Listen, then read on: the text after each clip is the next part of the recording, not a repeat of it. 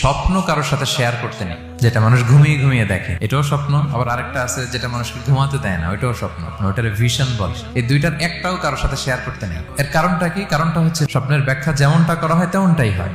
আপনি একটা স্বপ্ন দেখলেন, একজনকে একটা বললেন, সে হুট করে একটা ব্যাখ্যা দিয়ে দিল, ওইটাই হয়ে যাবে। এটা আপনার জন্য ভয়ঙ্কর হয়ে যেতে পারে। এক লোক এসে মুহাম্মদ ইবনে সিরিনকে বলল যে আমি দেখলাম আমার ছেলে পানি খেতে খেতে পেটটা এত বড় হয়ে গেছে। এই একই স্বপ্ন আরেকটা লোকও দেখলো, দেখে এক মূর্খের কাছে জিজ্ঞেস করলো। সে বলল সর্বনাশ, এত বড় পেট হয়ে গেছে, তোমার ছেলে তো মারা যাবে। ঠিকই কয়েকদিন পরে ছেলেটা মারা গেল।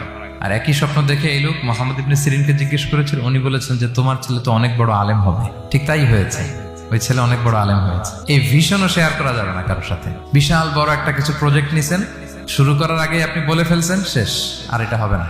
দেখবেন যে এখান থেকে কনস্পিরেসি, ওইখান থেকে শত্রুতা, ওইদিকে এটা করছে ওইটা করছে, আপনি আর আগাতেই পারবেন না। সো স্পেশালি যদি কোনো ভালো স্বপ্ন দেখেন, এট দ্য সেম টাইম খারাপ স্বপ্ন যদি দেখেন, এটা আপনি শেয়ার করবেন না কারোর সাথে। কারণ স্বপ্ন এটা কেবলমাত্র মন মস্তিষ্ক প্রসূত কোনো বিষয় না। মুমিন জীবনে এটা অনেক অর্থবহ। মাঝে মাঝে স্বপ্নের মাধ্যমে আল্লাহ মানুষকে বার্তা দেয়, ইলহাম পাঠায় স্বপ্নের মধ্য দিয়ে। যার জ্ঞান নেই বা ব্যক্তিগত জীবনে পাপী, ভালো মানুষ নয় বা হিংসুক টাইপের, এদের কাউকে আপনার কখনো স্বপ্ন শেয়ার করবেন না। ভালো স্বপ্ন দেখলে শুকরিয়া করবেন আল্লাহর, আলহামদুলিল্লাহ, আল্লাহ কবুল করো। খারাপ স্বপ্ন দেখলে পানাহা চাবেন আল্লাহর কাছে।